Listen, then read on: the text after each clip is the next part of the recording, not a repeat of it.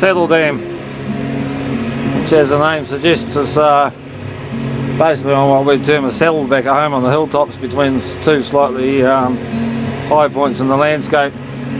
The idea being of the dam, which is off to my right hand side, I don't know how far, this thing goes for bloody miles. If it gets excessively full of water and starts to overflood, basically the top of the dam wall, these areas, has got hundreds if not thousands of acres that the overspill can fill up before it goes over the concrete spillway.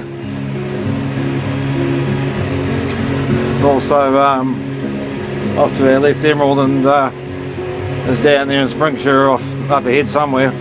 Prevents a lot of the lowlands from at risk of getting flooded out.